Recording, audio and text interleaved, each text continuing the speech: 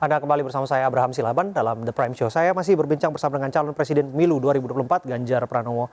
Mas Ganjar, tadi bicara mengenai oposisi. Saya ingin meminta tanggapan Anda mengenai wacana ataupun isu-isu yang menjadi percakapan belakangan ini. Di antaranya adalah Presidential Club yang disebutkan diwacanakan oleh Pak Prabowo, mantan-mantan presiden, ada dalam satu percakapan untuk membangun bangsa. Komentar Mas Ganjar? Baik saja sih. Menurut saya kira ini kan kita terinspirasi atau mungkin mau meniru model Amerika gitu. Iya. Jadi ada mereka yang mantan-mantan presiden ini punya wadah untuk bisa berkomunikasi. Kalau niatnya untuk bagaimana memperbaiki dan membangun bangsa ini, menurut saya ide baik saja. Tapi saya belum tahu nanti mekanismenya akan seperti apa. Tapi prinsipnya mungkin nggak sih terrealisasi, itu, Mas Ganjar? Kenapa? Mungkin tidak terrealisasi sebetulnya, Ya, saya karena kira latar belakang ataupun rekam jejak politik yang berbeda dari masing-masing presiden dari era ke era. Ya, kalau kemudian dia punya platform yang sama untuk membangun bangsa ini, baik secara ideologis, programatis, dan responsif terhadap persoalan, sangat mungkin gitu. Tapi kalau kemudian platformnya bisa berbeda, ya orang bisa bersikap macam-macam begitu ya. Jadi belum tentu juga orang akan bisa setuju. Tapi saya kira yang mesti dirumuskan dengan matang adalah platform yang ingin dibangun ketika kemudian Presidential Club itu mesti akan diwujudkan ya. Mungkin ya kita harus merespon situasi yang sulit, maka butuh pemikiran para tokoh, itu bisa dilakukan. Rapat bersama. Tapi yang kedua, budaya Indonesia itu ada budaya silaturahminya. Maka kalau kemudian forum itu tidak bulat, agak sedikit lonjong begitu, kan bisa silaturahminya bertemu. Saya kira presiden hari ini juga sama, pernah mengundang para presiden-presiden sebelumnya. Itu sama sebenarnya. Bahkan termasuk mengundang calon-calon presiden sebelum berkontestasi, Mas Ganjar. Mas Ganjar, sudah dengar belum bahwa akan ada rencana penambahan nomenklatur kementerian? Disebutkan mencapai angka 40, 41, semakin gemuk kabinet dan lain sebagainya. Bahkan disebutkan akan ada kementerian yang mengurusi sendiri makan siang gratis. Komentar Mas Ganjar? Iya, teman-teman wartawan, teman-temannya Mas Abraham nanya ke saya juga itu. Pak Ganjar, ini akan ada seperti itu. Begini, saya kira ada undang-undang Kementerian Negara. Yang mesti ditaati adalah undang-undangnya. Boleh nggak kemudian membuat nomenklatur baru? Selagi kemudian frame-nya ada di undang-undang itu tidak masalah. Betul. Tapi ketika kemudian undang-undang sudah menentukan, bahkan kalau nggak salah jumlahnya juga sudah fix ya. 30 sekian kalau nggak salah. Kalau nggak salah 34 saat 34 ini. Ya. Dari 34 maka kita tidak bisa lebih. Kalau lebih melanggar undang-undang itu. Nah, sumpah seorang presiden, wakil presiden ketika disumpah itu melaksanakan konstitusi dan peraturan perundang-undangan yang ada di bawahnya. Jadi artinya kalau kita kita tahu bahwa undang-undangnya sudah ada pembatasan, ya tidak boleh. Ya, tapi pada prakteknya kan undang-undang kan bisa diubah, Mas Ganjar. Ya, kalau mau diubah, maka ubahlah dulu undang-undangnya. Kan tidak bisa kita membuat keinginan dulu baru dirubah. Nanti kalau tidak jadi presiden terus-menerus. Saya punya keinginan, maka aturan saya rubah. Dan itu pengalaman-pengalaman kemarin menjadi sangat buruk. Begitu. Oke. Apa problem yang Mas Ganjar lihat? Andai kata kemudian ada kabinet yang betul-betul sesak di dalamnya, yang mana ada beragam nomenklatur kementerian baru, posisi wakil menteri, pos-pos lain dan sebagainya. Implikasinya apa, Mas? Ya sebenarnya kalau publik akan melihat ini politik akomodasi. Kalau politik akomodasi, apakah kemudian kabinet itu bisa menjadi kabinet ahli atau zakon kabinet? Jika jawabannya iya, maka sebenarnya bisa juga melakukan.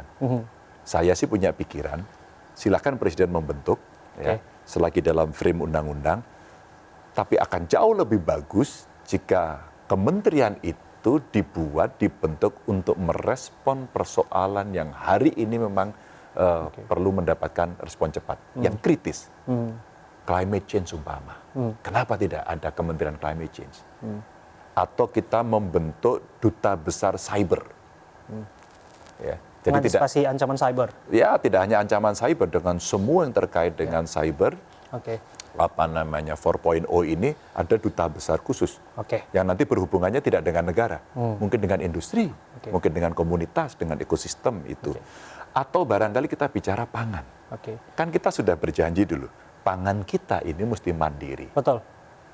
Off-farm-nya, on-farm-nya, cadangannya, bagaimana distribusinya, harganya, kita bikin. Tapi dengan catatan perjalanan sampai hari ini, loh ini kok impornya malah tambah. Maka ini sebuah kontradiksi yang ada. Kenapa kemudian tidak merespon itu? Sehingga ketika kemudian regulasi harus dirubah, itu basisnya adalah situasi eksternal yang berubah, maka kabinet harus disesuaikan dengan itu. Kalau ya kami mau bentuk banyak-banyak kabinet, atau pernah dulu ada kabinet 100 menteri, zaman dulu pernah terjadi. Fungsinya untuk apa? Saya kira itu yang harus dikemukakan lebih dulu, baru jumlahnya. Jangan dibalik. Kalau dibalik nanti, ini pasti hanya sekedar akomodasi saja. Tapi beberapa kompleksitas permasalahan kan sudah diangkat oleh Mas Ganjar. Salah satu masalahnya adalah harapan kita berdaulat secara pangan, gitu, Mas Ganjar. Tidakkah kemudian memang negara ini dari Sabang sampai Merauke yang begitu besar memang butuh satu sistem kementerian yang bisa dikatakan lebih banyak dan lain sebagainya untuk memberikan solusi barangkali yang lebih cepat, lebih banyak mungkin, lebih cepat, lebih pragmatis lah sifatnya, Mas Ganjar. Komentar Anda? Iya, sebenarnya kalau yang existing ini saja dicari orang yang benar, yang berintegritas, dikontrol langsung oleh pimpinan tertinggi, maka sebenarnya akan bisa. Saya mau produksi beras kita sekarang 7 ton per hektar. Itu aja. Silakan kerjakan, kita mintakan, katakan, IPB kita tugaskan, UGM kita tugaskan. Katakan. Atau BRIN kita ajak terlibat, peneliti kita ajak terlibat. Kami dari produktivitasnya bisa, teknologinya digunakan dengan teknologi tinggi. Itu jauh lebih solutif daripada kemudian kita berkreasi sesuatu yang mungkin kurang responsif pada persoalan. Jadi optimalisasi bisa, tapi memilih tokoh jauh lebih penting. Tapi kalau tokohnya keliru, sistemnya tidak terkontrol, dan kemudian kita membiarkan, ya as usual, pasti ya ini akan seperti biasanya saja, nggak akan ada perubahan. Mas Ganjar melihat Indonesia ini ke depan akan seperti apa? Ya, menghadapi situasi yang makin tidak mudah. Sekarang kalau kita bisa memetakan dunia, perang titiknya makin banyak. Ini perang senjata. Ada lagi sekarang perang-perang ekonomi. Kalau saya katakan tadi global climate change mempengaruhi hampir seluruh kehidupan kita, termasuk pangan di dalamnya, maka rasanya kita juga punya sensitivitas untuk merespon itu. Belum lagi teknologi informasi yang sekarang berkembang begitu dahsyat dan itu mempengaruhi sistem hidup. Jangan-jangan besok yang nyiarin di sini udah robot.